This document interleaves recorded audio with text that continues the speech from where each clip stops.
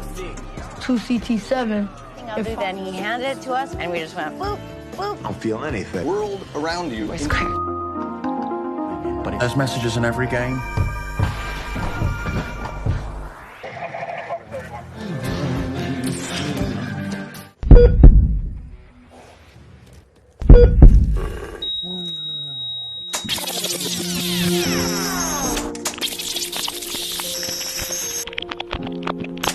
Nah, kita sudah lihat gimana narkoba begitu ngerusak hidup penggunanya. Mulai dari dampak fisik, psikologis, spiritual, sampai ke dampak sosiologis. Upami cek urang Sunda mah, kudu seubeuh memeh dahar, kudu nepi memeh indit. Pikirkan dampaknya sebelum bertindak. Tapi gimana sih sebenarnya narkoba itu bisa masuk ke Indonesia, khususnya Jawa Barat? Kurang lebih 80% narkotika yang masuk ke Indonesia itu berasal dari luar negeri. Untuk itu masuk penyelundupan narkotika dari luar negeri itu ada beberapa provinsi, diantaranya adalah Sumut, Aceh, Riau, Kepri, Kalimantan Barat, Kaltara. Setelah itu, narkoba didistribusikan ke DKI Jakarta, lalu dipecah ke berbagai provinsi di Indonesia.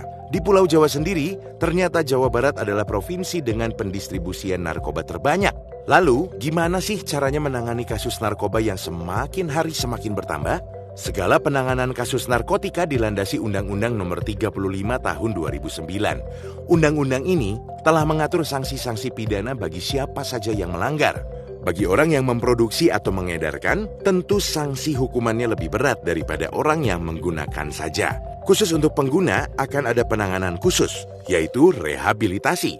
Rehabilitasi adalah serangkaian upaya pemulihan bagi pengguna narkoba yang dilakukan secara berkelanjutan. Yang jadi pertanyaan, susah nggak sih untuk mendapatkan layanan rehabilitasi? Oh, tidak bosku. No. Malah sebaliknya, gampang banget. Langsung datang saja ke klinik BNNP atau BNNK terdekat. Di sana, pengguna narkoba akan dilayani oleh petugas untuk melakukan penerimaan awal supaya bisa diketahui permasalahan dan kebutuhan layanan rehabilitasinya. Apakah perlu rehabilitasi rawat inap atau rawat jalan? Dan satu lagi, program rehabilitasi dari BNN ini gratis loh, tak kedah mayar. Nah, sekarang kita bahas tentang tahapan program rehabilitasinya. Pertama, pecandu narkoba akan mendapatkan rehabilitasi medis untuk menghilangkan efek penggunaan narkoba secara fisik. Kedua, mereka akan mendapatkan rehabilitasi sosial untuk menghilangkan efek penggunaan narkoba secara psikis dan sosial. Lalu yang terakhir, pecandu akan mendapatkan program pasca rehabilitasi, yaitu pendampingan untuk kembali ke masyarakat dan pencegahan jika mereka kambuh. BNN juga menjamin kerahasiaan identitas pasien dan tidak akan dipidanakan ketika mengikuti layanan rehabilitasi. Ulah hari uang pokoknya mah. Oke, setelah bahas rehabilitasi, sekarang kita bahas penanganan narkoba melalui regulasi hukum. Hukuman pidana bagi tersangka kasus narkoba tertulis mulai dari pasal 111 sampai pasal 148 di Undang-Undang Narkotika. Pasal 127 menyebutkan setiap penyalahguna narkotika dapat dikenakan sanksi pidana penjara antara 1 sampai 4 tahun. Tapi kalau dia terbukti hanya sebagai korban, dia wajib menjalani rehab medis dan rehab sosial. Khusus bagi orang yang mengedarkan narkotika tanpa izin pihak berwenang, bisa dikenakan sanksi pidana penjara antara 2 sampai 20 tahun, bahkan sampai pidana mati atau penjara seumur hidup. Sesuai Undang-Undang Nomor 35 Tahun 2009, mekanisme dan prosedur penanganan kasus narkotika adalah sebagai berikut. Pertama, tersangka ditangkap beserta barang bukti. Kedua, penyidik menghubungi kejaksaan tentang status barang bukti. Ketiga, barang bukti diserahkan ke lab forensik untuk diteliti.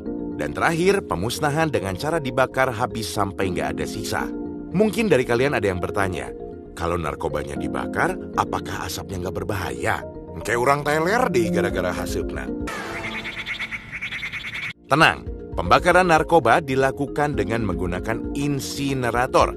Jadi, asap dari hasil pembakarannya akan bersifat netral dan tidak ada lagi kandungan narkobanya. Lalu apakah kasus narkoba hanya bisa ditangani dengan rehabilitasi dan hukum saja? Tentu saja tidak. Mari kita lihat skema kerja dari BNN ini. Narkoba muncul karena adanya permintaan dari masyarakat. Ketika ada permintaan, otomatis akan ada penyediaan. Kalau ini disalahgunakan, akan melahirkan pecandu atau pengedar baru yang akan kembali memunculkan permintaan dan penyediaan. Untuk pecandu akan ditolong dengan rehab, sedangkan pengedar akan diberantas dengan hukum yang berlaku. Tapi lingkaran permintaan dan penyediaan tidak akan berakhir kalau permintaan dari masyarakat selalu ada. So, dibutuhkan penanganan secara komprehensif dan partisipasi dari masyarakat luas. Nggak cukup hanya dari pemerintah dan instansi tertentu. Seperti peribahasa Sunda, kacai jadi saleuwi, kadarat jadi salogak. Urang teh kudu kompak. Bagaimana masyarakat dapat membantu menangani kasus narkoba ini?